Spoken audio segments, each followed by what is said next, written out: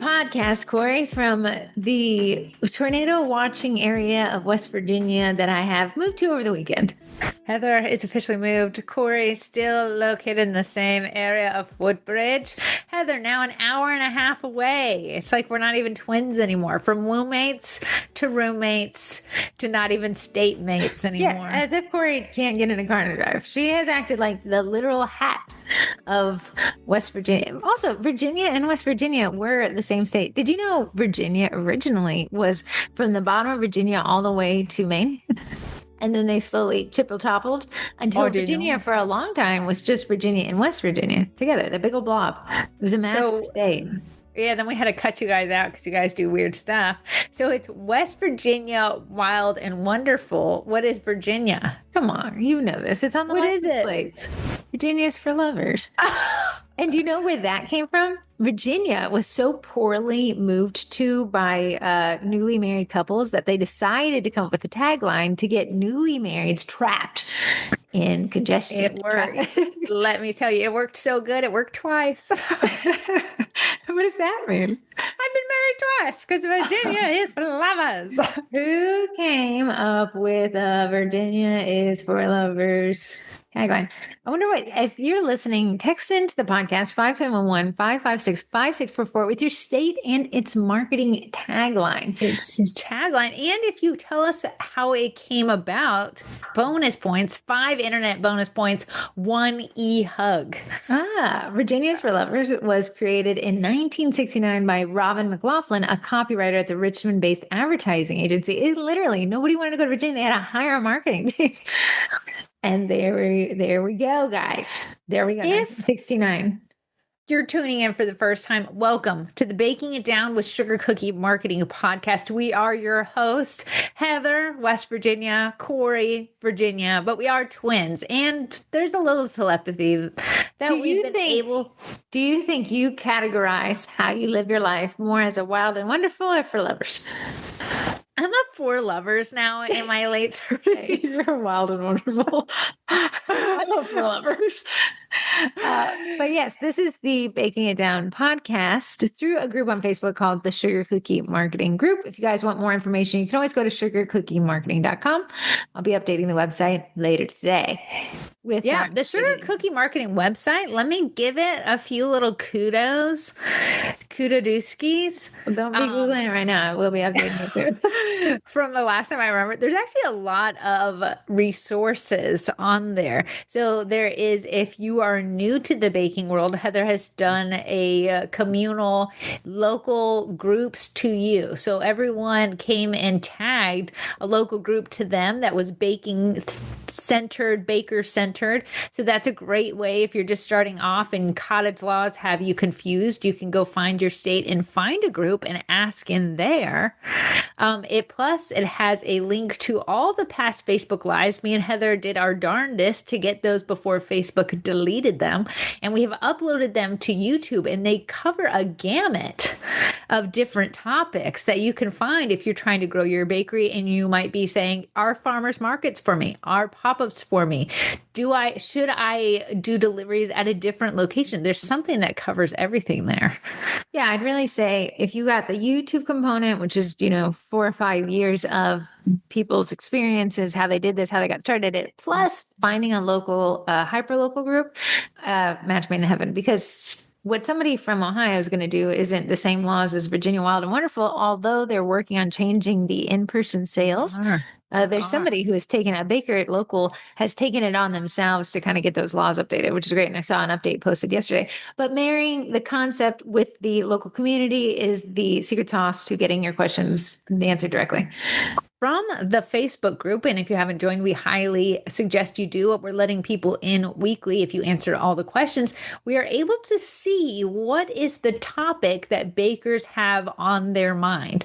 This podcast has been around for eons at this point, so we've covered about everything, but sometimes it's always good to go back and cover things yet again.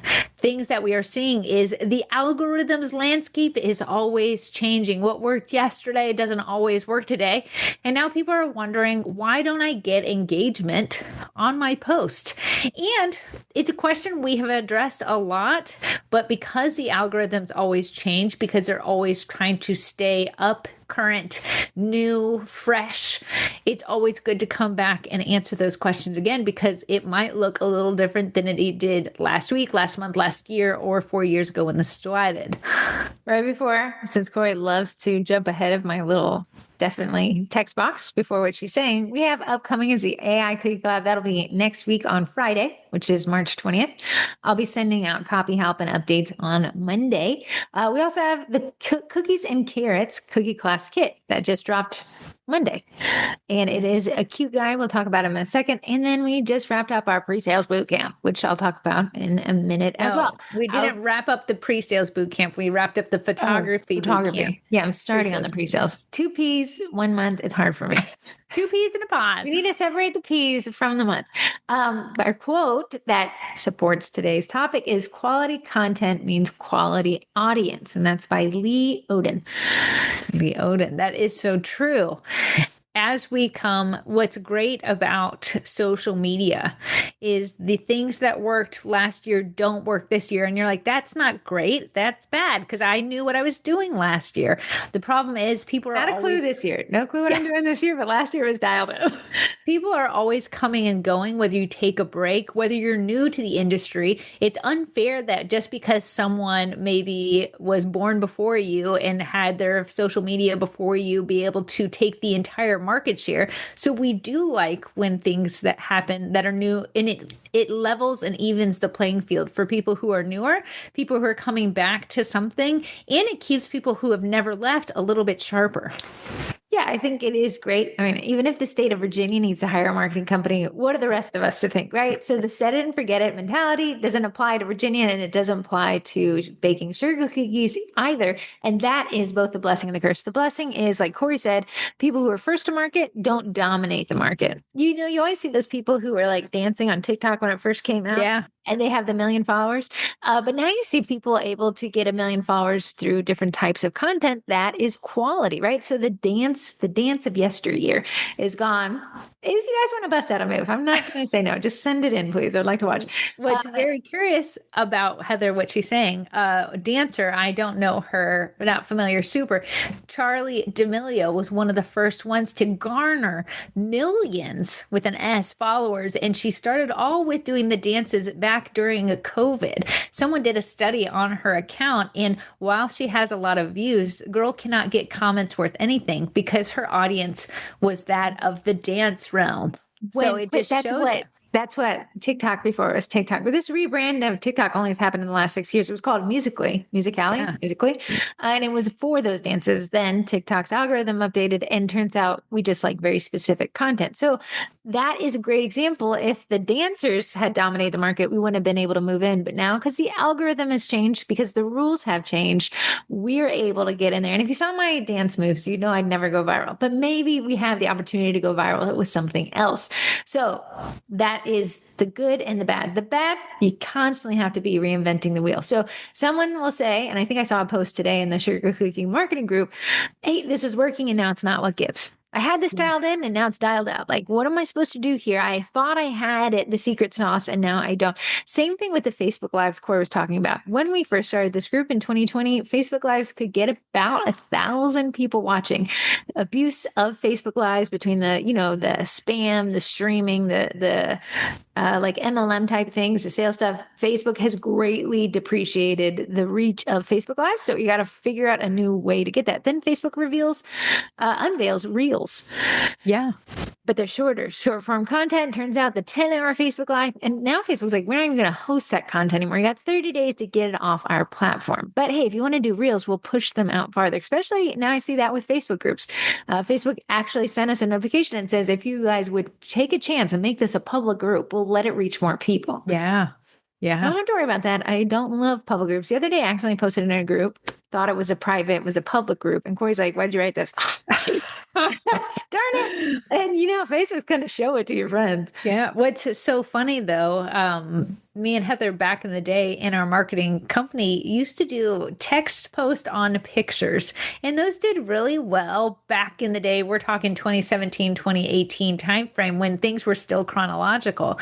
That had since gone the way of the dodo. But if you have looked at the Sugar Cookie Marketing Facebook page, I have been making little graphics with text on them with some sort of border, and those have been doing very well. So the ebbs and flows, the comebacks, the gons, it's always ever changing. And some things might come back. It depends what the algorithm is looking for. And that is what you're going to want to feed it. Quick question. When did Instagram switch from a chronological feed to an algorithmic feed? Got month and year. I want to say January 2020. No, March 2016, baby girl. We've been at it chronological. I remember that big switch and everyone hated it. Consider this. Chronological means when you posted it, at the time you posted it, everyone would see it at that time. So you could scroll backwards and just see a log throughout the day. When it switched to algorithmic, somebody could have posted something 3 days ago and you would see it today, but somebody could have posted something and you'd never have been shown it.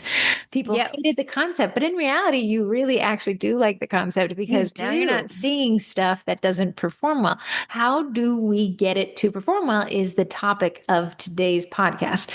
Yeah. The do's and donuts of social media posting. And what we say today may or may not apply when you're listening to this down the road. And that is the magic of it. The magic of it. But it also tells you, it's so funny on TikTok, I'm really into Summerween, which people are in full-fledged getting ready to celebrate Halloween in the summer. So it's so funny because kind of explain to us why somebody would do that.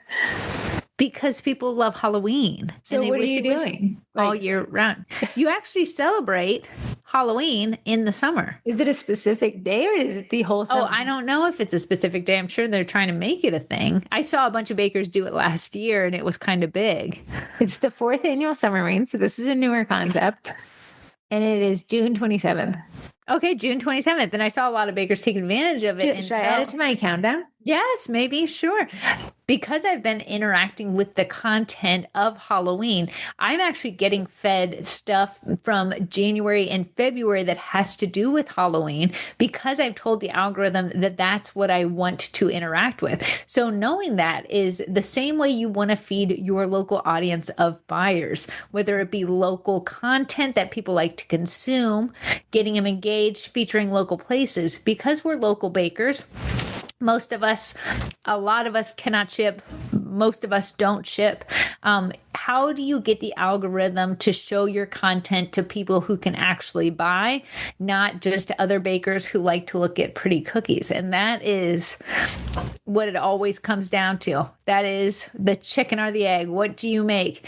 Do bakers engage more? Do your local audience engage more? And that is why posting, what you post, does matter. Okay, so Corey's got point 1. Do post every day. Controversial hot take. I'll tell you. Posting every day is a lot. How often? You're not posting every day. To your personal. Not in my personal one. On my Facebook page, in the years prior, I would have said you don't need to post every single day to stay top of the feeds. Now that how much content and how much people are consuming content on their phones daily, I do say you need to post more often than not. Last month in February, out of the 28 days, I ended up posting 23 of those days. Okay. That's more than I normally do. Question, is it always a feed post? Is it a feed and story? Like, what are you counting as posting? What I am counting as posting is just my page feeds posts. Okay, so what was your results of your 23-day test? And what happened on those other days? I didn't have anything to post. And I said, man, I need to take a breather, or life got busy, but it's still more on average than I ever posted before. Everything increased. My views increased. My approximate earnings increased. My followership increased. So it does tell me that this world that we're living in does want more content than it wants less content. Okay, this was your month of February. Is this what you were doing? Yeah. Okay, I'm going to scroll through because I pulled up your Facebook page here. One that oddly performed well, but I think it performed well for bakers is your very clean oven, which everyone was asking for tips on. It did. So I will say, because Heather has mentioned my baking page on this podcast oh so many times, a lot of bakers have come and followed it over the years, but I appreciate them because they still do stop and engage, which I thank you so much. If you're going to be there, be square and help me out. But that was both a post. I didn't know the bakers would like it. I should have guessed that they'd probably like a clean oven, but that was just more of a value post to show my audience, hey, look, I'm baking out of a clean oven. Yeah, I like that one. Corey says, as a home baker, you don't know, I'm just summarizing, you don't know what you're going to get, but here I'm going to show you how clean this is. Then we got a meme here. Then you got the reminder of daylight savings time. I love daylight savings time because it gives us content to post. Yes. Then you have this funny one, and I think you posted about it in the Cookie College, this National Employee Appreciation Day. So you did one of those funny humor things. Then you got back to your sales pitch, your St. Patrick's Day pre-sale post, and then we went back to the personal content bucket with National Sunset. Well, this is all just still in March. I haven't gotten to February. So your content posting as high. Back to a sales post for a pre-order. Then you did a page giveaway that did well. Did that? Oh, and she claimed. What did you give me?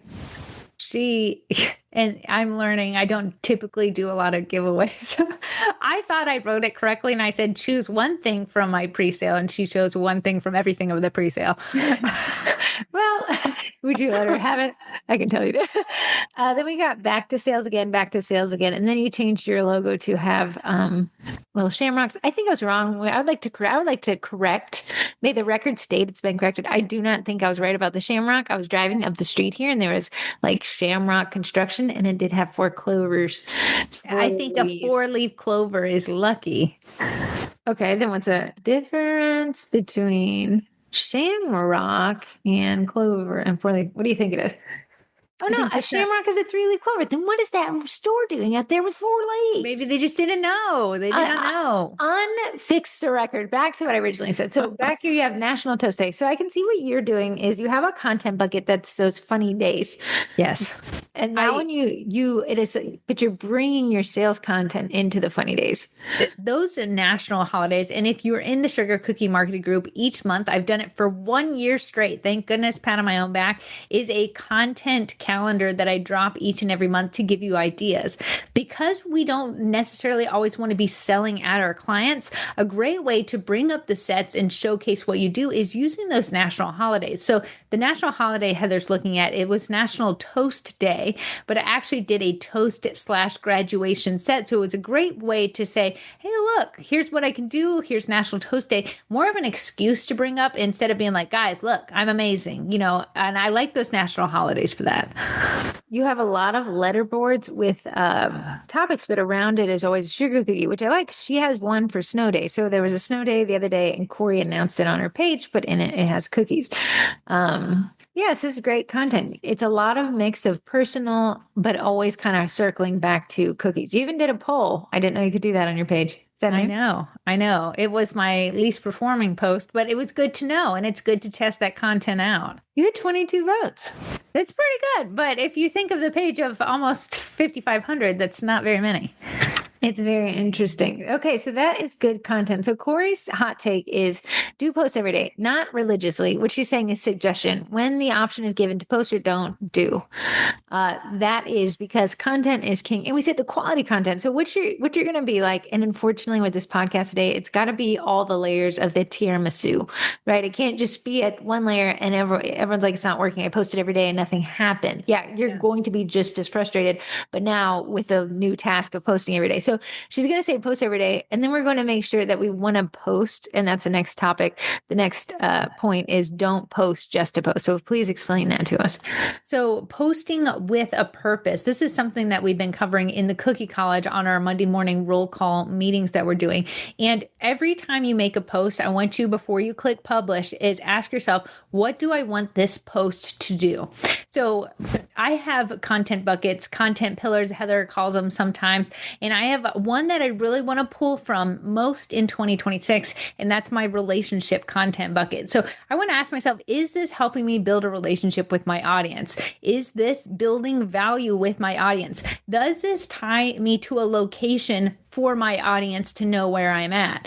So answering those questions means your post has purpose, because if you can't answer it, you're going to have to go back to the drawing board. A lot of people get where it's late in the day, and I see like yesterday was National Mario Day because March 10th, Mar 10 looks like Mario written out. I saw a bunch of bakers post it late in the evening, and it's probably because they didn't have a content strategy and they saw someone else post it in their feed and they ran to post it before the end of the day, but you lost all the juice from it because you're posting at it 8 or 9 p.m. at night. So the strategy and the purpose is going to help you in having, and let me grab this book.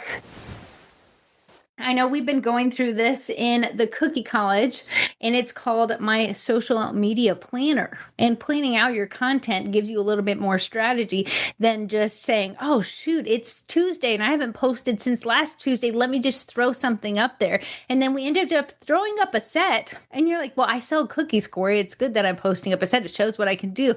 But then you don't get any engagement on it. There's no reach on there. And you're like, wow, all that work for nothing. I mean, it still shows proof in the pudding when someone's doing their research about you. But if our goal in this year is to get in front of more people, because getting in front of more people equals more sales, there has to be strategy behind each and every single post that we make. In planning out your content, using that content calendar, answering those questions, having content buckets is going to help you post with a purpose and post with a plan in mind. I know I think the next post or the next topic is, we're all bakers wanting to make more sales. If that is our bottom line, but how do we get there? So if you're like, oh, I'm just going to post up the set because I just want to make more sales. True. And you know what? You probably will make sales from it. But if you would like to be the top of someone's mind when they're in a community group and someone asks for a baker, how do we create a relationship with those people? And that's what I want you to ask before you make a post. I think some people could be like, okay, what do I want this post to do? I want it to make sales, right? That's every single post. If every single post made a sale, I wouldn't have to tell you to make sales. So you could say, okay, what do I want this post to do? Well, we want every post to help us make sales. So that's not the best defining question to ask. So yes, we want them all to make sales. Corrie says, I want this post to connect me as a person better with my audience so they feel more comfortable buying from me. So again, making sales, but the way Corey's doing is, look at my clean oven. Here's a little bit about me. I'm not going to take your money and run. That's how Corey's content bucket layering is helping. So I'm going to make a post. I want it to make me money. I want it to make me money because I wanted to build a better relationship with my clients. So now you see that this broad thing, post anything, it'll make you money, is now more focused on post this content of my clean oven because it's going to help people trust my clean atmosphere for their cookies, right? Yeah. So she has don't post just to post with a purpose. Corrie posts those content calendars in the Sugar Cookie Marketing Group for free about a week before the month turns over, right? So that's a proactive plan.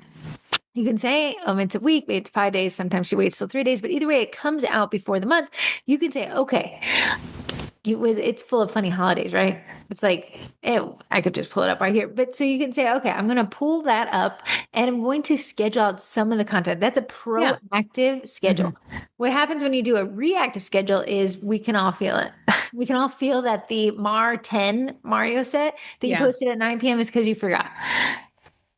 Yeah, exactly. I did a funny post that I showed the Cookie College how to do it. And it was Employee Appreciation Day was last Friday. And there was a funny way to do it where we just made a collage, and I did a collage, and every single square was myself. And I was the baker, the CEO, the decorator, the dishwasher, and everything like that. And it made for a great post, and it built a relationship. They saw my face 8 times in little tiny squares. So it's really funny. If you guys don't know what it looks like, go to Corrie's Mixing Bowl page and scroll down to beginning of March. And then I saw that bakers saw that and they're like, oh no, did I miss the day? Can I still post it? You can still post it whenever you want, but being proactive and being in front of your content is going to give you the best bang for the buck. You'll be the first person to post it, therefore getting all the likes, reactions, everything like that. Can you hear Munch meowing at the top of his lungs? I forgot to shut his door. Here, I'm pulling up the content calendar for March, and we're just going to preview it this. Again, it's free, you guys. Just go to the Sugar Cookie Market Group. Also, Earth Day is actually first day of spring, my bad. Oh, was there something wrong in here? I put Earth Day on the 20th, but it's the first day of spring. Oh, okay. So we have March 2nd. So again, she posted this February 28th. March 2nd was International Rescue Cat Day. And then it says share a picture of your cats, or you could share a picture of a set of decorated cat cookies.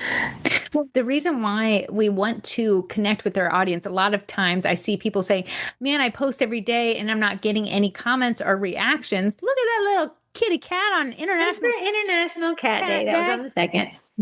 On the 2nd is because we're always, and this is a point down below, I'm skipping forward, is if me and Heather were having a conversation and Heather asked me a question and I say, yep, and it always ends, that's no longer a conversation. That's one person talking and the other person's just having to listen. Your social media has to be a conversation. So using International Cat Day, hey guys, I need to see your cats in the comments. And then creating a relationship, they're letting you into their life. What a gift, a little tiny gift wrapped in the comment section. A double whammy. Not only are you getting comments to push your content out, you're getting the ability to connect with your audience on a more personable level. Those are great excuses, and that's a double whammy. That's a great post idea since the pet industry is $1 billion industry. A lot of us do have pets, and it's great to show, hey, maybe I do have a pet, and here's the cat that I rescued, and I believe in this shelter, and I'm going to tag this shelter that I'm really involved with, and it ties you to your location. There's so many layers to that post, and it's such a heavy lifter. But if you forget about it, the day comes and goes, and you post nothing. Woo, woo, wow. It can feel a little pandering to be like, every day I have to post like, hey guys, what you say? Listen, that's every business. We have to create content in a world where content is how you stay relevant. We have to post something. So how you go about posting on something to make it more personal, or just a little bit different or a little bit more interesting is how you cut through the noise. Otherwise, you'll be having that same issue where like, I'm making all these posts and nobody's seeing them. I feel like I'm spinning my wheels and wasting my time. That cat is so annoying, but he's so cute. He looks like a teddy bear. He hates our voices specifically. Don't blame him. Just triggers him. Not blame him. You know what? Amen, cat. I'd mute myself if I could. Okay, then we have point 3. Check your insights. Do check your insights. Why fly blind if you have daily insights? It's so funny. I have your page pulled up here, and now there's an AI guy. I'm so tempted to click on him. But go talk to me about your insights. Your insights are going to tell you how your audience is responding to your content. I have this book that I'm actually inputting all of my reactions and likes and shares. So I know an ongoing of what it looks like because I'm really deep in my content. But instead of just letting your content happen to you and you get to the end of your March and you're like, I don't know, did that work? Did that not? And you never checked your insights. How would you know what worked? By going to my insights, I saw that my individual photo post performed 75% better than my multi-photo post, than my text post, than my polls post. So that's great for me to know how my audience is responding, and I can give them more of that, because if I give them more of what they want, they're going to in turn give me more of what I need, and then I'm going to reach more people. And I'm just a locomotive when I can learn my insights, use them to my advantage, instead of just being like, oh, well, shoot, I didn't see that, or I didn't log in, or I don't have a Facebook page, or I'm too busy. I can't. Then you're coming to the SEM group and you're being like, I keep posting and I'm not getting any reaction. What gives? I think that, I'm not good at playing pool. Not a clue. Didn't do well in geometry. We actually somehow we skipped geometry. We transferred schools and didn't take geometry. So in theory, maybe I'm spectacular and I just don't know yet. But call your shot, right? So when you play pool, you got to say, here's what I'm going to do. And if you don't do that, so I think in the world of insights, it can be overwhelming. Like, did I want views? Did I want clicks? I want sales? So yeah, of course I wanted clicks, but that may not always be the short-term goal. Sure. Yes. We always want to make sales. That keeps us in business. But Corrie said, in her month of February, I want to increase my reach, right? So that is views. That's different than engagement. That's different than clicks. She said, I want to increase my reach, which is more eyes, but not fingers on her content, right? Yeah. So she could say, well, March, I want to increase reactions.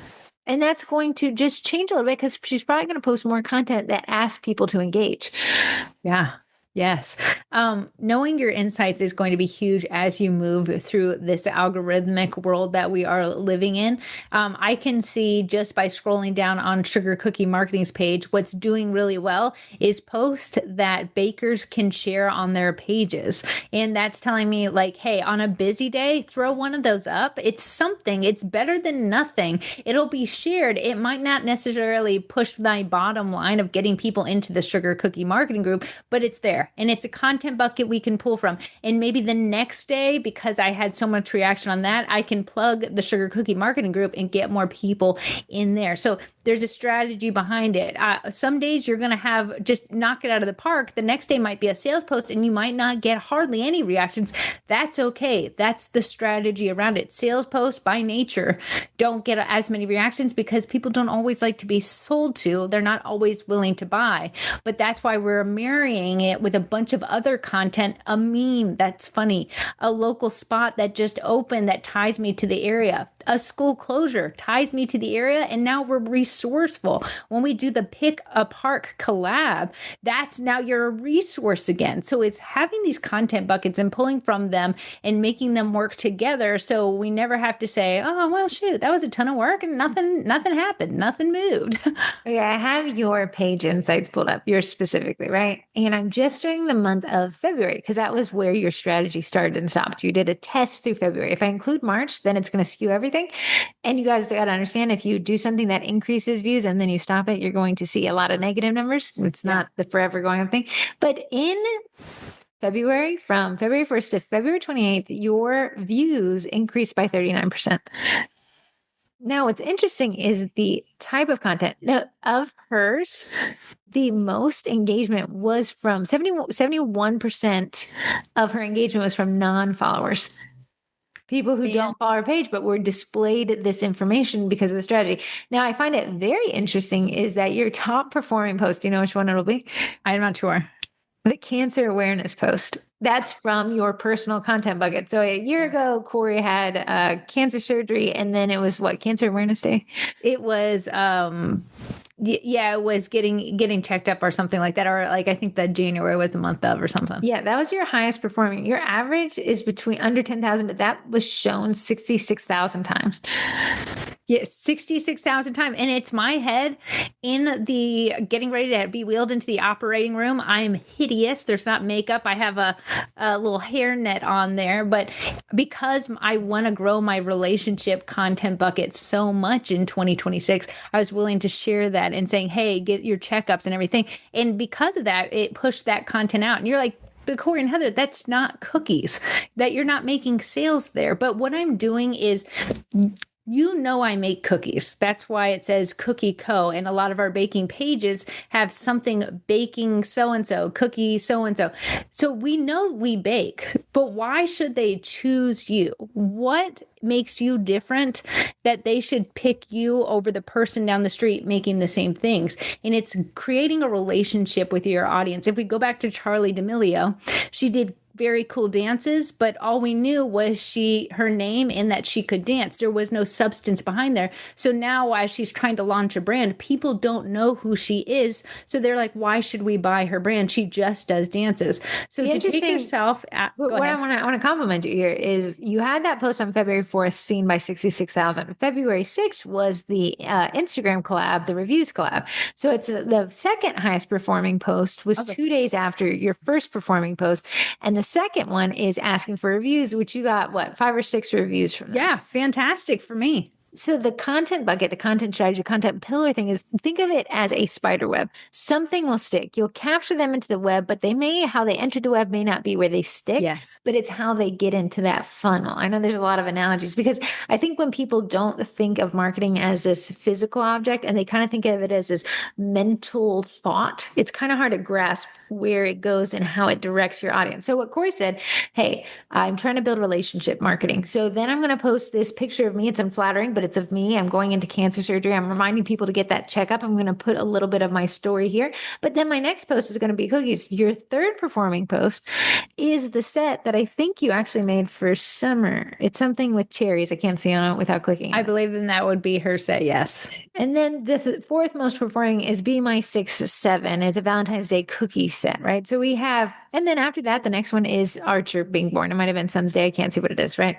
Well, it was his birthday was in February. So you guys can see, even the insights are telling us for every piece of personal content, she's getting rewarded with her cookie content being shown. I hope that makes kind of sense in why we have to be tiramisu layers about our content strategy, because posting, just post every day. If that was easy, we wouldn't have to do a podcast. Okay, well, post with intention. If it was that easy, then you would just say, okay, well, I'm going to make this intention to make money. So that's what it is. And again, you're going to be like, I've tried everything and nothing's working. So then post with a strategy, post consistently, and post by looking at your insights. What are your insights telling you? Because the invisible hand of the market will always be like, we like that and we don't like this, right? So what are your insights telling you that which content your audience is resonating with? Yeah. And at the end of the day, you got to think, am I still making money? Is it still, because I can post like a gossip tabloid on my baking page and go viral, right? I can be like, Taylor Swift broke up with her boyfriend and fell in love with Spider-Man. Everyone's gonna be like, no, that's true. That will go viral or whatever. It will perform outrageously compared, but did it make me a sale? So again, that tiramisu layers, does it also support making sales?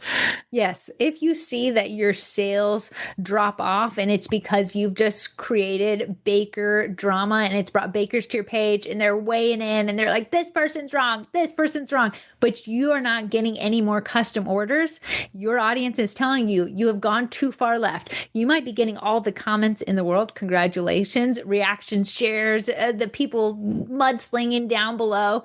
If you're not getting the sales, your audience is saying, we don't like this. We like the drama. It's tasty. It's easy to share. It's opinion based, but it doesn't add value. So what I need to do on my back end is look at my February content. How many orders did it come through during my month of February? And that's going to tell me, should I keep sharing my behind the scenes, my cancer journey, my son being born, everything like that, because that's going to tell me if my strategy is working. Now, I know my strategy is working because I'm making hyper local content and I'm building a relationship, but you have to look, are you creating content that is controversial so it does good because it's viral based? Are you creating content that has ebbs and flows? So your sales posts, they're not going to perform as good, but another post might prop it up, and then you can kind of see that way. Again, back to the layers of it. Don't just post a statement. I think what you mean is when you go to social media, I hate to do a generalization here, but let's pretend it's a male-owned commercial tree cutting business. They know that man out there, he knows that he needs to cut down some trees.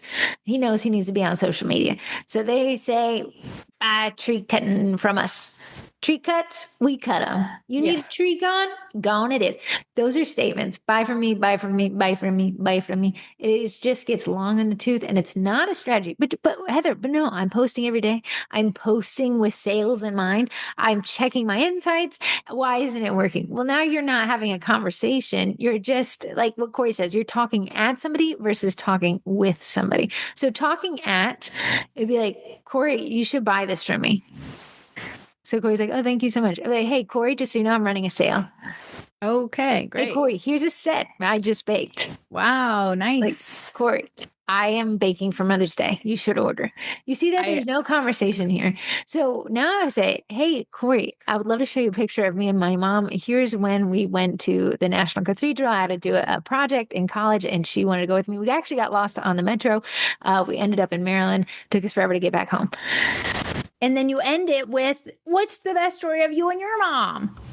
And now we have a conversation. Yeah. So, but you guys may be listening to this and be like, this sounds like a whole full-time job. It is. People literally hire marketing companies to do this, but because we wear 17 hats, it needs to be integrated with your marketing approach. Otherwise, you're going to get that frustrated. I'm doing everything and nothing's working. I'm spinning my wheels and going nowhere. Yeah. So just but National Puppy Day is coming at the end of the month.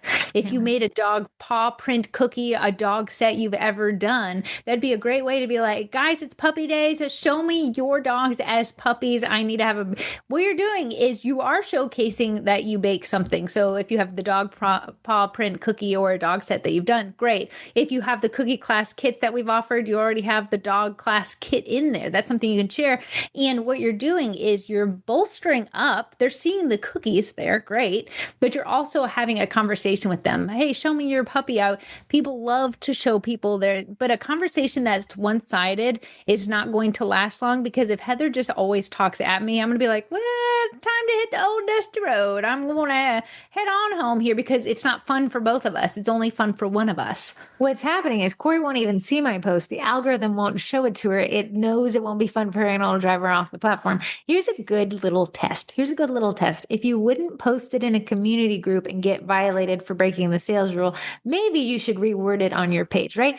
When I'm in these car groups, I don't know. I don't know how to work on cars, but I like to, but they'll like a guy, you can clearly see he just wants to post a picture of his car. But he'll be like, front end Fridays, let's see pictures of those front ends. Taillight Tuesdays, let's see those taillights. Wheel Wednesdays. If you see, they're saying, I want to show something to you, but to show it to you, I'm asking for something back. That way we can pretend this is a conversation and I'm not just trying to show you a picture of my car. The same thing applies to your page. Corey's saying you could just post the dog set, or you could say, hey guys, here's a dog set. Let me see a picture of your dog in the comments. And you see one creates a conversation and one is just a stagnant piece. Yeah. If there's a content or a content creator that you have interacted with in the past, you'll often see that they end up in your feed naturally, again, because of how the algorithms are set up. Wow, you guys, you liked their post last week. You might like this new post they did this week. And that is our goal. The puppy set, asking to see someone's puppies. We're not selling puppies. I totally understand that. But what the goal is to get people involved in your content so that when you do post that sales post, it has the chance to sit in front of them. They may not order. That's totally okay. But because we're building relationships while we're posting this content, they have you top of mind. So someone in their circle, maybe they go to a PTA event. Someone's like, oh, I'm looking for someone to bake cookies. My daughter's turning blah, blah next week. I happen to know Corrie with Mixing Bowl Cookie Company. We are brands that need to connect. You can see a government contracting brand probably doesn't need to connect with the normal consumer, me and Heather. You know, they're not going to create content, Corrie, let me see your puppy, because us consumers aren't going to buy from them. They're B2B, business to business. We are B2C, business to consumer. And our consumers are over inundated by content constantly. They're being advertised on the radio, social media. So how can we build relationships while everyone else is selling to them? I agree. It's funny. I kind of see this new type of marketing on TikTok specifically, where big brands that don't necessarily have a reason to engage with the consumer have found a way through a hiring. And I could tell they're hiring a marketing agency that's becoming the Advil. Like, think of like DeWalt drills in the comment section of a TikTok being like, this is a vibe, or it's something hilarious. And you're like, why would Advil be commenting on this photo of this kid crying and throwing a fit in Walmart? But what they're doing is, you know, they're rising to the top of the comment section just because the pure wit of it all. So that's great. They're able to advertise organically. That means nothing paid's behind it. Just because they have a witty comment that's from a random Advil or DeWalt, that shouldn't be there, but it's hilarious that it is. And that's where the content algorithm is going. It might not last forever, and you'll see it change as it ebbs and flows, and more brands, more DeWalt's lamps, blinds come to it. You'll say, okay, this is too much. Now the algorithm's going somewhere else, and you'll see everyone ebb and flow towards it. I find the interesting thing is that type of marketing currently is they're wanting to think that these big companies gave this tiny intern the keys to the marketing kingdom, and this intern has just taken advantage of it. In reality, it's a massive strategy, and I can guarantee you they've hired a company that's very good at this approach to do this, but to give you the feeling that it's this little person just like us behind the screen, just wasting their lunch hour commenting on TikToks. But it's a very interesting new type of marketing. I find it very enjoyable. I find it so much more enjoyable to see Slim Jim commenting about somebody's breakup story than it is just to be told to buy Slim Jims. Now, what you're hearing, Heather, is you could hear and be like, be your page, comment on drama with your bakery business page, and be funny about it. not necessarily for us either. No. What we want to do is always come at it with the approach is, will this comment serve my business well, or will this comment not serve? So if you like high controversial politics, I'm going to say keep your bakery page out of it. But if you want to be involved in these smaller community groups that allow your pages to join, it's a great way to get in front of people. Oh, look, this Mixing Bowl Cooking Company gave my little comment, my little post a boost with their comment, and it was a nice compliment or something like that. That's a good outtake. I don't think we have the size to think like, oh wow, Advil's here commenting, Advil the pill. I think that's kind of reserved for those bigger brands where you wouldn't necessarily ever expect to see Coca-Cola commenting on a breakup, Yeah. So those kind of ones for the rest of us. So we can still be that page that is a personal take on it. It's so interesting though, because Coca-Cola has had giant, massive money campaigns over the years. But what you're seeing right now is the little comment on a post that they paid $0 for technically is outshining anything, the millions of dollars where they had someone famous drinking a Diet Coke somewhere. So you see the ebb and flow. It's not always what it was is what it's going to be, because that's not what people want. They now want this more relationship, conversational approach to marketing, not these big, woo-woo Tom Cruise drinking a Diet Coke on an F-18. Listen, I'll take that too. I'll take both, please. So the more approachable is where you see the marketing is right now when it comes to brands and sales. And that will not be what we say in 2 more years. Point 5 is test your audience. Now, this one is an interesting one. So for the podcast, I create content about the podcast every week. We send out the Wednesday newsletter, but I need to get it on Instagram. I need to get in the Facebook group. I need to get it on the page. In a perfect world, each one of those would have their own unique content, but we only have so many hours in the day. So what I had been doing for a long time was the Apple Notes graphic. I had actually recreated it in Photoshop, and I would do the bulleted list, but that performed well at the beginning. And then now it didn't perform at all. Probably a year ago, I say to Ashley and Corrie, like, that Apple Notes graphic, while I like a list that I can save, it's not putting up numbers at all. The audience is like, well, you don't like it. And I'm like, no, you'll still like it. I'll still post it. So I said, I feel like I'm wasting my time. They don't want to see it. What's the option? Actually, like, well, conversational podcasts have gone to these split screen things where it's 2 people talking and then the little blurb at the bottom kind of tells you what they're talking about. So we started doing that, I don't know, maybe 20 episodes ago, and it performs a lot better. But you have to repeat it enough times to create enough data points to see if it performs better or not. I think what we get kind of stuck in is like, I posted that once, it didn't work, so I'm not going to do Corey's content calendar.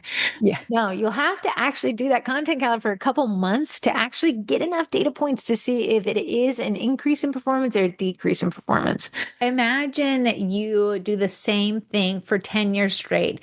Then you walk into work and I'm like, yeah, that same thing you did for 10 years, we're doing something different. You're like, what? Oh my goodness, where do I go? The same thing is with your audience. If you have just talked at them for the last 2 years on your bakery page, and then one day you ask them a question, they've already been scrolling past your content because you've not made it a conversation. You can't expect them to be like, oh, wow, she finally asked me a question. It's going to take time. If you aren't a pre-sale person, it's gonna take time. If you aren't a farmer's market person, it'll take time. People have to realize what you're doing. Oh, wow, they're there. I didn't even see him. Oh, wow, a question. I didn't even know I usually scroll past because she's always talking at me.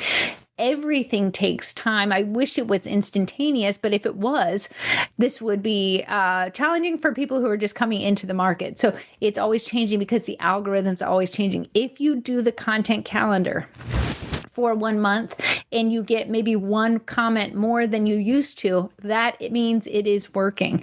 Just because you didn't get 20 comments like so-and-so down the street doing the same thing, your audience is different. You have grown them in a different way. Charlie D'Amelio trying to sell shoes isn't hitting because she has raised her audience on dances. She hasn't transitioned them over to the fact that she wants to be an influencer to influence you to buy things. So your audience is just a simple person with a lot of things trying to take their attention away.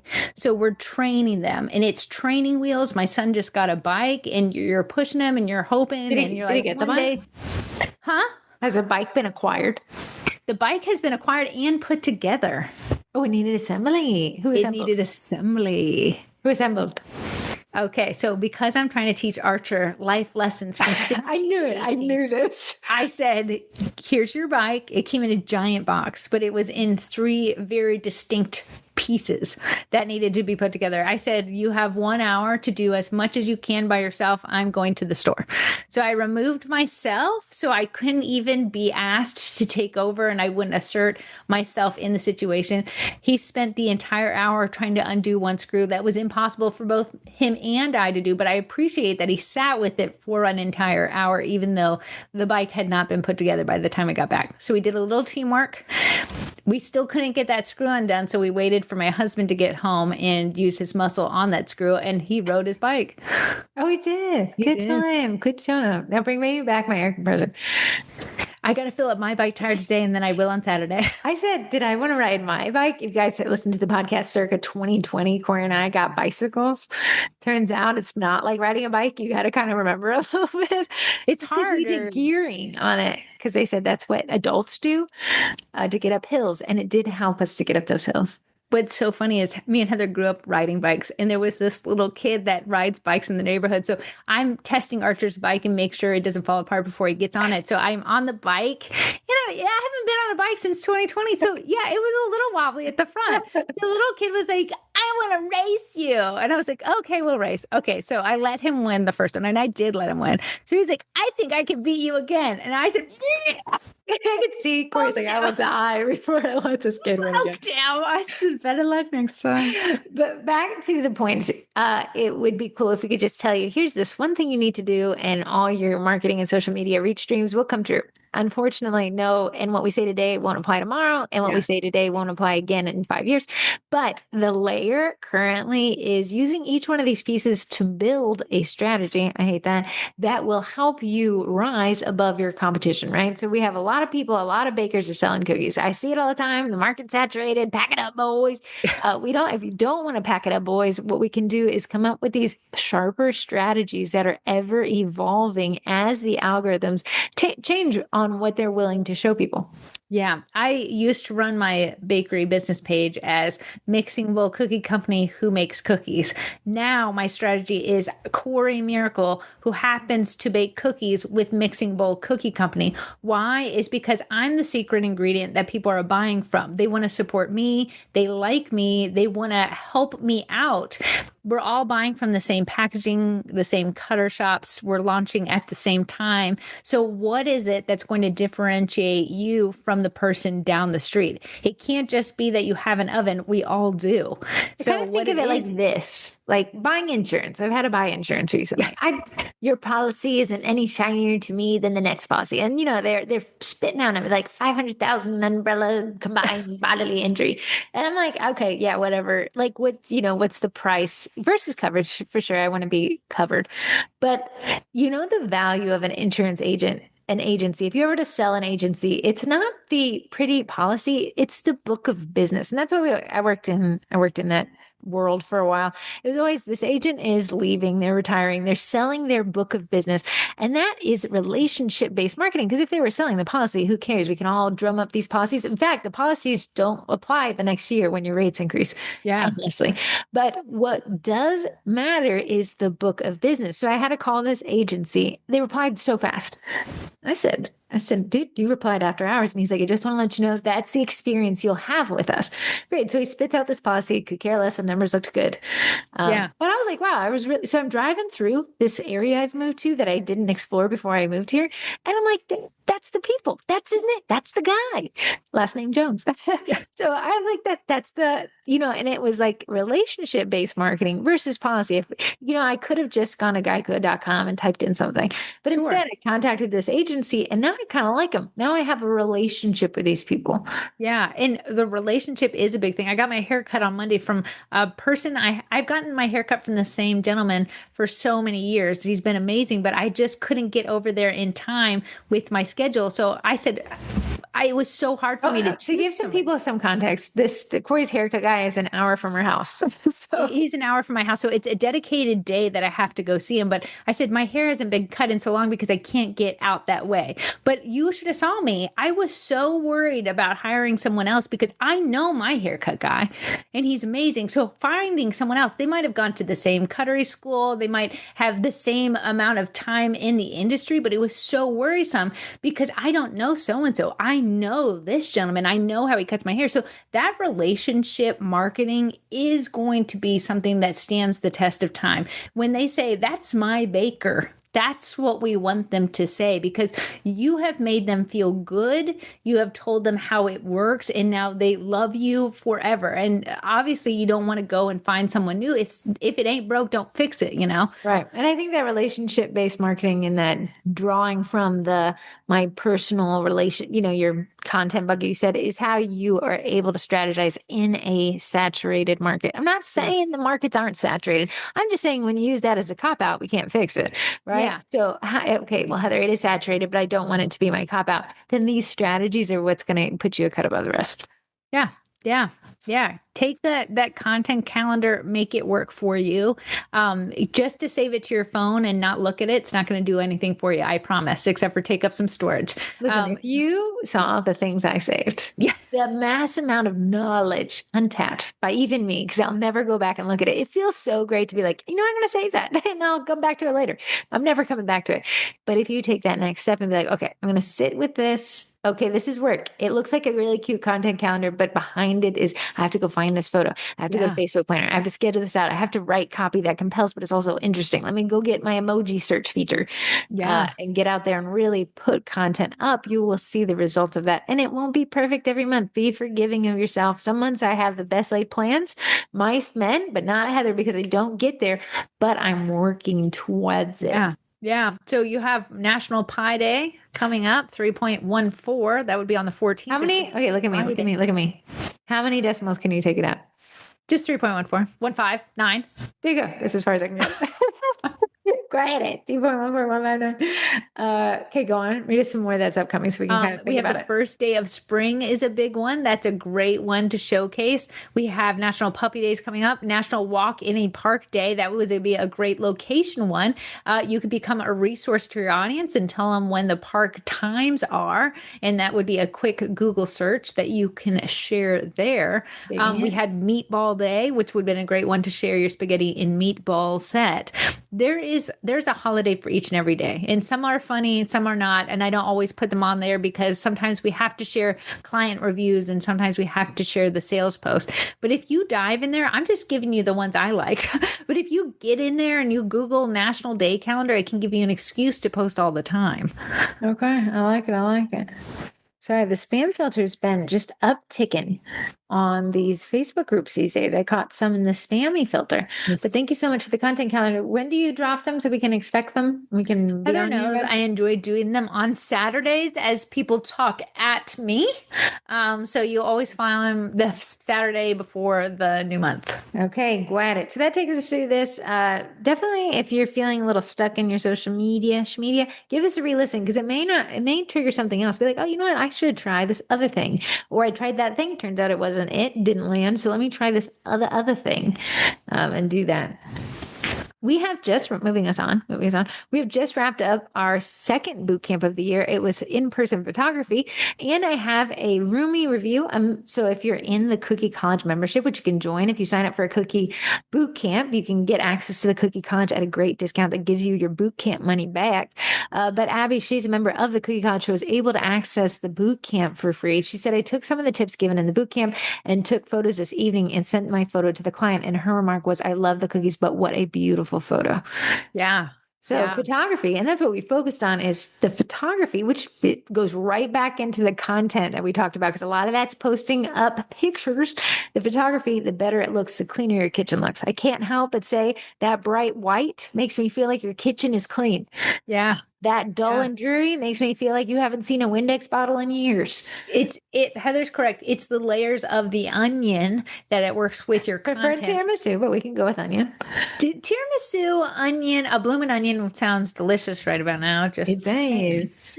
But it is layers to your social media. When I see bakers say content dump, haven't posted in a while, and it's a bunch of dark pictures of the cookies in their bags in a dark bakery box. I'm like, all that hard work, all that marketing wasted in one singular post for a photo dump. Making your hard work for you in a strategic way is going to get you in more feeds and make you more sales. I know we get excited to post the set that we just did. You don't owe it to your clients to post their set today, tomorrow, next week. You post it when it works for your content strategy. And, they paid you the money, they got the cookies, so the job is well done. You don't have to post it the next day, but they'll keep an eye out. And if you want to thank them the day that you do post it, it'll work. I did a set of mahjong, which is quite. I saw you. You fought to that set, buddy. You fought and you won. I did the mahjong set, and I could have posted it. The client says, please don't post it till at least Friday. Girl, I'm not posting it anytime soon. I'm waiting till mahjong hits its peak, and then you're going to see that post from me. I know she wants to see the cookies, and I've sent her the photo, and she's used it, and she has it, and I appreciate her for it. But I'm actually going to make that set work for me on maybe National Mahjong Day, or Wendy, I just Googled it, August 1st. August 1st. So I'll have it to August 1st, but there's like hobby months. Like I think February was National Hobby Month. That's a great way to get your audience involved. And also Heather made me do her hobby. So I have a video to post about it. There's so many ideas you can do. And I want you to do as many that support your end goal, which is probably making more sales. But to make more sales, you have to end up in more feeds. And for people to choose you, they have to get to know you. So you see that we're peeling the layers back. How can I make this post, let them get to know me a little bit while I get to know them a little bit, in turn that I still showcase what I can do. And you see, we're now building a strategy. That's strategic talk right there. I like it. I like the strategy. We have a boot camp coming up. It's going to be on April 1st through the 3rd. So it's a 3-day boot camp, trying to keep them towards the beginning of each month so you guys can kind of project this. It's going to be pre-sales start to finish. Corey's been big into pre-sales this year. She said, I'm trying to make pre-sales my thing. And she is running through pre-sales so she can get enough data points to report back how to start this. She's already assigned me with, I have to make her form and I have to make it do all the stuff. And we have to do autoresponders. And that's going to be a part of this boot camp. So if pre-sales have been something you're like, oh shoot, I would like to know more about that, I'll have that link up this week and you guys can purchase the bootcamp or sign up for the Cookie College and get that included. And in that bootcamp, we'll have you join the private bootcamp Facebook group where we only talk about pre-sales. I just booted everyone from the last bootcamp group. Each time the group resets, very Vendy Blendy-esque, and I boot everybody and then it restarts as the new topic. That way, when you join, it's just about that one topic. You're not inundated with a million questions about this, that, and the other. It is just on the topic you subscribe for. Then you get access to modules, and these pre-recorded modules, or if she wants to do them live, she's kind of spearheading this one. We'll have them loaded up into Podia, which is the cookiecollege.com platform used for you to access and watch. And then we'll discuss about that topic in that Facebook group.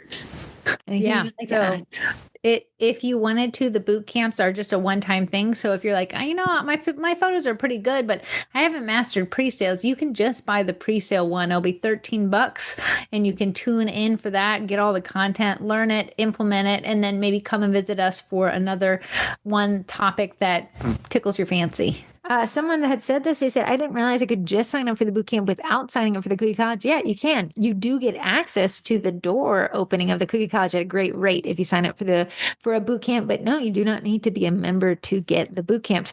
We also had the bootcamps expiring after 7 days. Changed my mind on that. We'll have them accessible for as long as the product is supported, which means you could sign up and purchase a bootcamp that's already passed. And I'll have more information on that. I thought people were really happy with that little shift.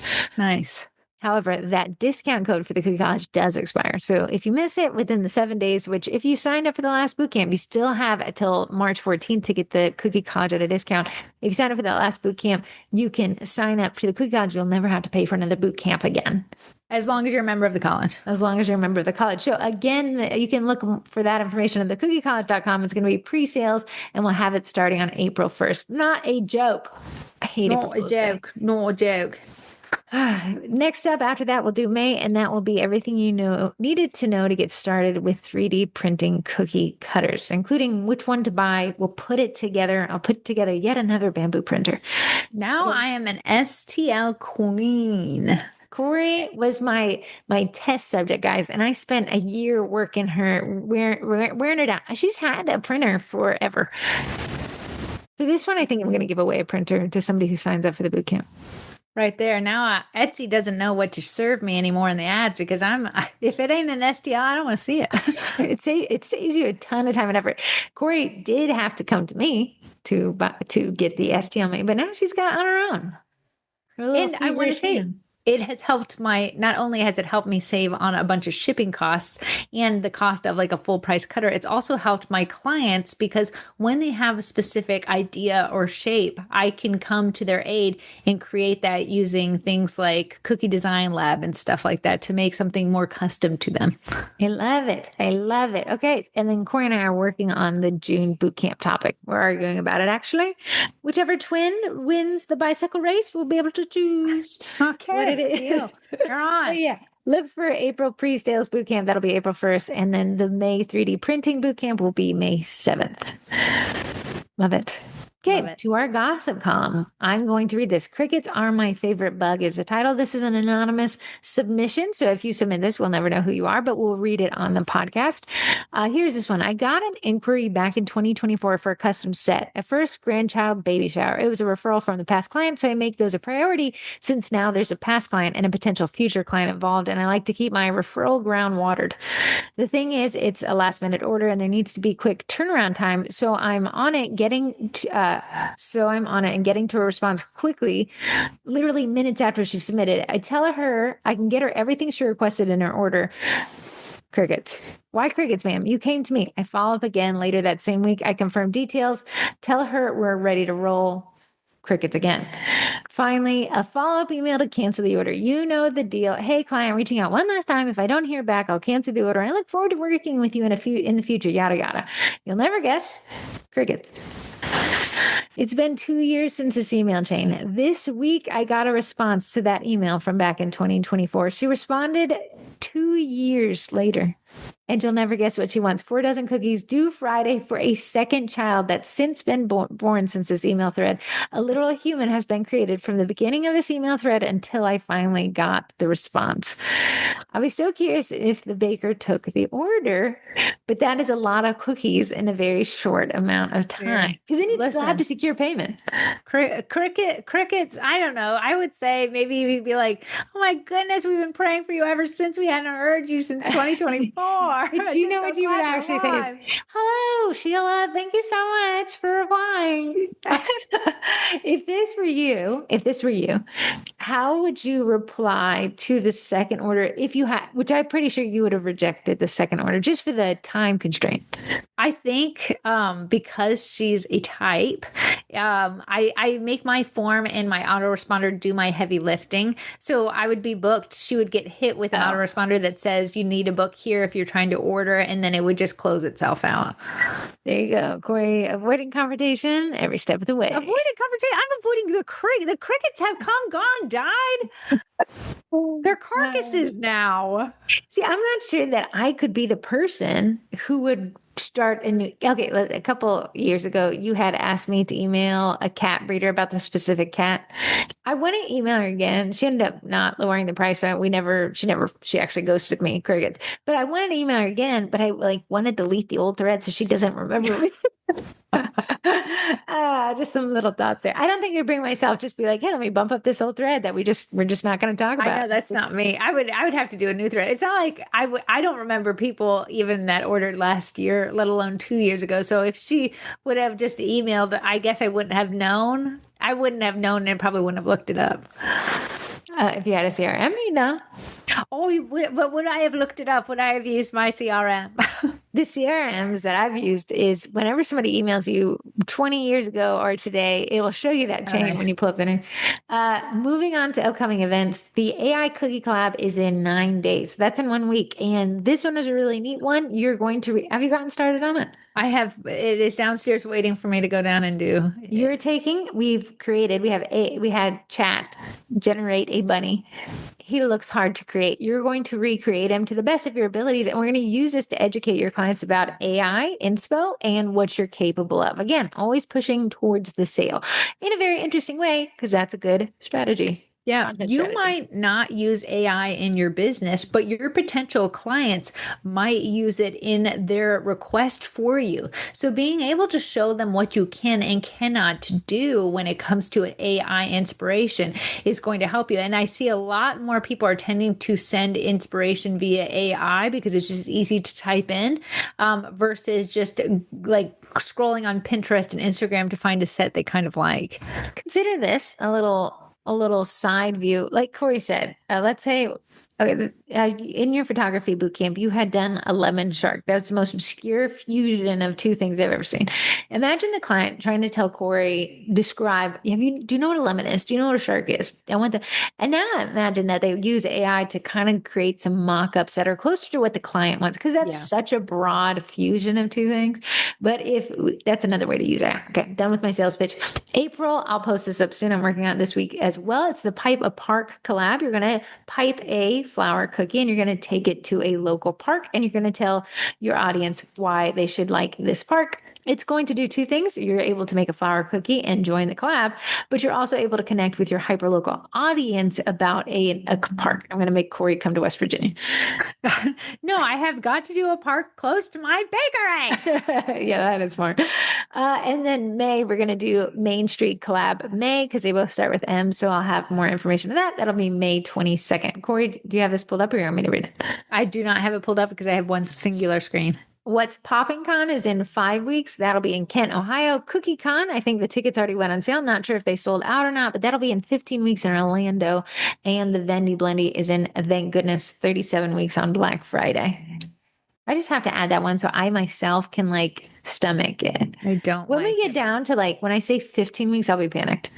Also, what happened with the first 2 months of the year? Where did they go? Where have they hidden? Do not It's know. already March 11th. I know it. Yeah, we were supposed to do the podcast yesterday. Sorry, we were a day late, dollar short. I had pre-purchased a snowboarding ticket back in November, and it expires this week, so I had to go. I just couldn't bring myself. But here's the thing: if you actually buy them in a pack of 3, I do not see myself coming back this week before the mountain closes, so I hid it under a rock. And then I went to this Facebook group for the mountain and I found a recent post where a lady's like, my husband and my daughters want to ski for the rest of the day, but we didn't buy any. Does anyone have any passes? And I said to her, under this rock, if you journey into this park, she went and got it. No way. Yeah, she's like, where's the rock? But I said, look, I said, do you see where this door is? If you walk straight out this door, it's under this rock. And she's like, thank you so much. It's so fun. Oh, good for you. Yeah. So at least my money didn't go fully with. I enjoyed the day. And then now these 2 girls get to ski longer. There you go. There you go. Passed it on. Major holidays. We have the major holidays so you guys can wrap your head around when to order or print your cookie cutters. St. Patrick's Day, 1 week. It is on March 17th. Tuesday. Why do you know that? That's so specific. My pre-sale pickup is on Sunday. Yes, it is on Tuesday. April Fool's Day is in 3 weeks. It's also the boot camp day. That is a Wednesday. So don't believe anything that's posted that day on Facebook. Yes. Easter is earlier this year. It's in 4 weeks on April 5th. Keep that in mind because last year I think it was on the 17th. I don't know why that stands out of my head, but it was later in the month. Now it's earlier in the month. That changes your promotion because, usually when we have the whole month, like Christmas, Halloween, and Thanksgiving, you have the whole month to promote. This one, you're actually promoting what feels like a month earlier. So you're promoting in March for an April pickup. I know. What was so funny was I posted a picture of like in this foodies group, it says post a picture up, we'll choose a winner. Thing with the most likes. Mine never gets the most likes. But I posted excited for Easter and someone's like, that's next month. And I said, but barely. See, the problem is the audience is like April. So we just think like end of April. Know. That's why I find Valentine's Day always awkward because it always falls on the 14th, halfway through February. Teacher Appreciation Week is in 8 weeks. So if you're ordering cutters, now would be the time. Same with Nurse Appreciation Week. It is in 8 weeks, but just 2 days after Nurse Appreciation Week starts, right? Yeah. We have Mother's Day. That's in 9 weeks. Corey thinks it's not the big seller. I think she could just market it differently and make it a big seller. But her thing is men don't order cookies for Mother's Day. But you could possibly get a mother ordering for another mother or for the daughters to decorate or the kids to decorate and give to the mother. Some ideas. Think about it. You specifically. And then we have graduation. I just went with the graduation date for our county. It's June 12th, but that may be different for you guys. For our county, as in West Virginia County? For Fairfax County in Virginia, that's for lovers. That's what I thought. That's what I thought. Virginia born. I said, if I'm 37, if I die at 80, I'll have spent almost equal amount of time in both states. I also thought that who you marry, you spend more time with them than your own children. Because your children you only have for 18 years and then they can come and go.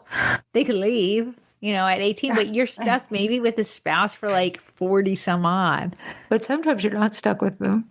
No, and I know that as well firsthand. Tell me about it. We have 3 texts in. This is Cookie Design Lab. You can go to cookiedesignlab.com and use code TWINS for 15% off. That applies to every plan they offer. It is one of the few subscriptions I actually pay for myself, but Corey's still in her year free plan they gave her to test it out, and she is using it. We have 3 texts. 2. 2. The area code is 227, which is Maryland. I did not know that. I have no Maryland friends, apparently. 227. If you email me at heather@sugarcookiemarketing.com, you can claim your 1 month free of Cookie Design Lab. I was listening to last week's podcast on photography, and I have a question. Do you photograph with packaging? Maybe not with customs, but for things like PYOs and DIY kits. I feel like there's some cases where packaging can actually help sell the product, but then, well, you're stuck with trying to photograph a box, sprinkles, icing bags. You get the point. I do find that taking a picture of what the end result, what the customer will actually be walking out with, does make me more sales than just saying, and then this will be packaged in a cute box. So if I can portray it as the gift they will be gifting, I tend to get more sales than just speaking it into existence in the copy because people aren't reading. I like that. Do you ever photograph your customs in cello bags? I do not photograph my customs in the cello bags because if you took the photography boot camp, cellophane is a very reflective. You get a lot of glares. You lose a lot of the details in the cookies.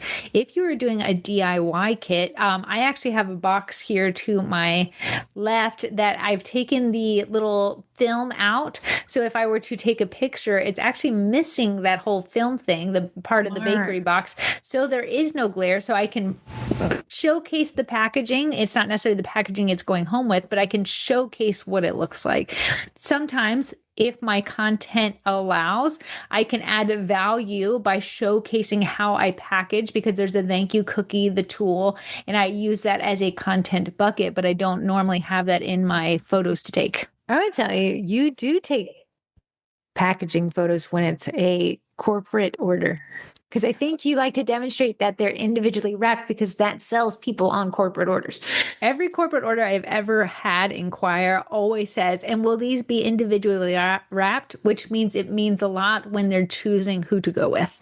Right. So when Corrie knows that corporate wants to see individually wrapped, she should photograph. That would help sell that. So even though she says, well, I don't do customs as not, and you would if it helps sell that product. So I agree with the commenter, the texter, 571-556-5644, saying that there is use cases where you would photograph packaging. What are you doing with your hands? Playing. Okay, we have another text in, not the winner, but first my heart. I like their opinion. Costco is absolutely worth it. And get the executive membership for sure. You get cash back throughout the year. And when it's time to renew, if you didn't get enough cash back to justify the difference for the membership, go to customer service and they'll give you the difference. So you only pay the bigger price for the executive membership for the first year. Oh, interesting. Also, if at any point you change your mind, they'll refund you your membership. Team Costco all the way. That was nice. Southwest Ohio. Nice to know. That's a good one. I'll think about that. Corrie said she'd go halvesies on it. Turns out, and I asked in a local community group, great question. If you guys I asked them about Costco, they said you can bring anyone to Costco with you. But they're always asking for your ID when you check out. The person who's there is the ID holder and haver, but you could bring somebody else. Well, I guess it's like bringing somebody to go shopping with you. I don't know. Yeah. I guess they don't tackle you if you're not a card-carrying member. Good to know. Let me know if I'm wrong before somebody tackles me. Last text is 313. I think that's in a Detroit area code. I heard you guys mention the AI cookie lab. And I don't have a question, but I want to tell bakers listening that AI can be a tool. Yes, even for the clients sending crazy inspo pictures. I had a client send me an insane AI photo and we were able to use it as a starting point for her custom set. All that to say, make that money. Love that. Love that. Thank you. I agree. And if you guys are curious if your audience is receptive to it, go check out that AI Cookie Lab by going to the events section in the Sugar Cookie Marketing Group, and you can get all the deets there, including the STL to print. I Nice. don't have a printer. I gave you the hand cut file, Betty. They ain't no excuses. I got you guys coming and going. Our sponsors tip, Corrie has threatened me within an inch of my life if I don't do this, but we actually have Primera coming on as a guest on the podcast. And I know Amalia wants to come on as Cookie Design Lab as well. So I'll be working on that. We've got Jennifer scheduled with Primera. End of April. End of April. So I got to get me, that's our April person. What are you doing? Playing with the scissor. Put it down. Okay, we have Cookie Design Lab. Code TWIN saves you 15% off. Baking Me Crazy is a great supply shop, and that code is favorite twin, and it saves you 10%. Bakety Bakes, codes twins, plural, 10%. That big old bag. I keep thinking about it every time I see your name. That big old bag. 5 million pound bag. What's Popping Con, which Corey and I will be attending, is code twins to save $25. That's a very cool. Corey asked on the Facebook page, what have you baked once and never again? And the overwhelming answer was cake pops. If you say, I would really like to understand cake pops, you're going to want to make What's Popping Con, and you're going to want to make the workshops where they teach you everything hands-on in her workshop. Yeah. Yeah. She has a mold that makes it a lot more easier than the balls of yesteryear. I love new technology that makes life a little bit easier. Primera Eddie, it's the edible food printer. Now, Jennifer with Primera is going to come onto this podcast and talk about both Eddie and Freddie, she said. So I'll have more details with that one. But if you're considering an Eddie, which is what Corey uses for those corporate orders she bags and photographs, go to the Eddie Printer Users Group on Facebook. Very much inspo stuff. And if you're like, well, I don't want to join another Facebook group, go check them out on Instagram because they're constantly reposting people's creations. And then last but not least, Bosch Nutrimill, use code Sugar Cookies to save $20. $20. Corey, your Twinterest says being a new customer, what to expect. So it's so funny is a lot of times me and Heather will go to a restaurant so many times for years and years that we become fixtures there. And, you know, there's camaraderie and we like the camaraderie, but it's so funny. I went to this new haircuttery place and they thought that I had been there before and I had not. So the way that they were treating me was as someone that needed to know things that I did not know. Case of mistaken identity? It was. He said, I thought you were this so-and-so person. And I said, no, I've so never they been just here. thought you come there a lot, but you've never been there before. Oh. So he's like, oh, what have you been washing your hair with? It's so oily. Dude, I don't know. It's my first rodeo. Right here. You're just cutting it out. So then, like, I showed him a picture. He's like, yeah, that's better. Your hair is so thin that it's honest. Like, he's shooting it like we've been best, but your hair's thin. It's oily. What are you doing? And I'm like, oh, okay. Halfway through the haircut, he said, how's so-and-so? I said, I'm not quite sure. This is my first time here. He's like, this is your first time here? And it's so funny. We treat people as if they should know things. And, you know, when it comes to the bakery world, and we'll talk about it with the pre-sale boot camp. Pre-sale is a weird word that only exists in the cookie industry, but it exists so much there that cookiers are like, everybody knows what a pre-sale is. No, people know what a pre-order is and a drop. Like, they don't even know. So it's treating your clients as if they're first timers each and every time. Sometimes people will come up to me and be like, yeah, remember me? And I'm like, you got to throw me a bone. I don't. But if you were like, hey, I'm Corrie and you actually made my order, but I just wanted to say, hey, how's it been going? It gives them some context to go with. So I love the way the guy cut the hair. And I think my hair wash was great. And maybe my hair is oily and it is thin. But it just treats someone as if, you know, even though they're not new, to even say a little bit new. I know when me and Heather are fixtures at the Olive Garden, they'll be like, I know do you guys want to refill on the side? I know you're going to say yes, but I have to say it.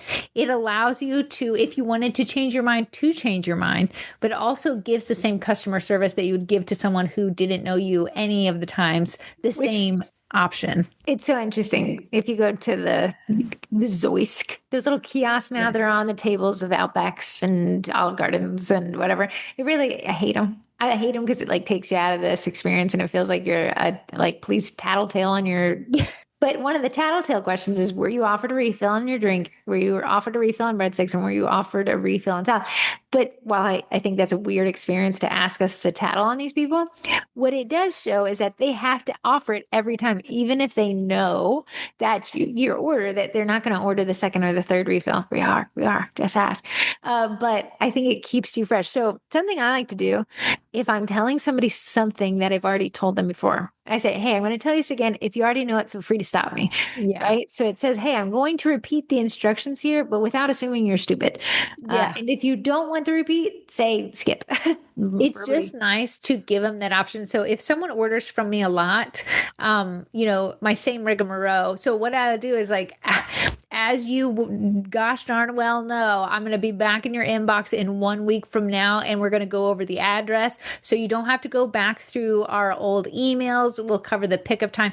And it's just allowing them to have the same customer service that they had at the beginning, which is what they liked you for, to keep it going throughout there. So you never lose it and be like, well, I haven't heard from so-and-so. It can't ever come back to your customer service because you've always treated them with the same customer service the whole time. It was just so funny that they thought I was a different person.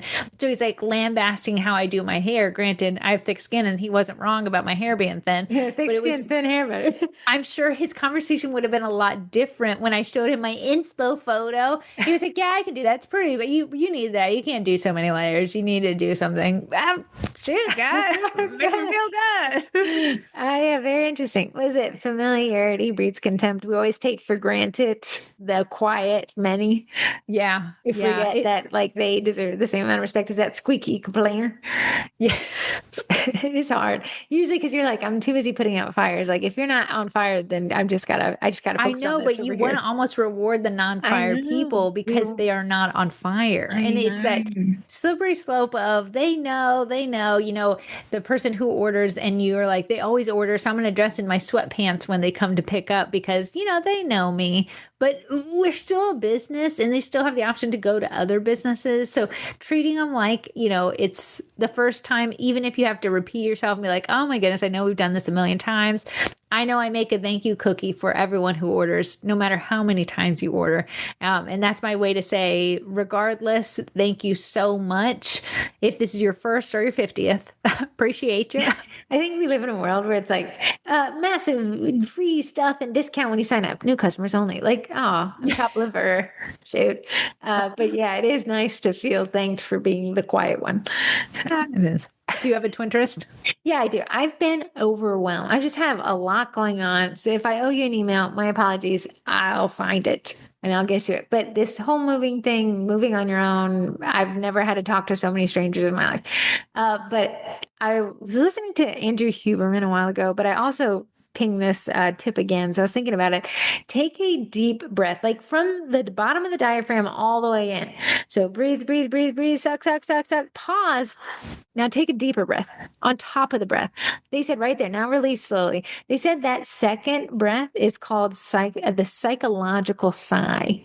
And it immediately lowers your cortisol stress levels physiologically. Like, so, you'd be like, you meditate, whatever, just taking that breath with the deepest breath you can, and then adding more, automatically your body responds to it for some reason. So I've been trying to be like, okay, wow, a little bit overwhelmed here, a lot going on. Just take this deepest breath and then take it. So a couple of years ago, Corrie had it as her Twinterest. I bought Corrie a Colmigo, but that was one of the breath exercises, is that really deep breath and then an added breath on top of it before you exhale. Yeah. I found it's just a nice little like stop being overwhelmed for 2 seconds and just calm your soul. Yeah, the Calm Me Go, which is an anti-anxiety breathalyzer kind of thing, is you breathe as deep as you can, as Heather said, and then you breathe out and it counts it.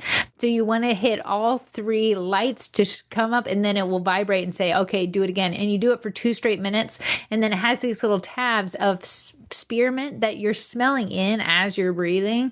Right. That is also a calming thing. Whenever somebody's like, oh, like you go to the hospital and they write shortness of breath, like shortness of breath and problems are hand in hand. You never know, like they're really calm. Look how short their breathing is. but you're like hyperventilating. I can't catch my breath and like mental state, I think, are really tied into each other. And if you do any meditation or like mindfulness at work, it's always about slowing down the breathing. Interesting. That sounds twintellectual as well as a twinterest. I'll blend them together. It's been on my mind and on my diaphragm. And on your breath.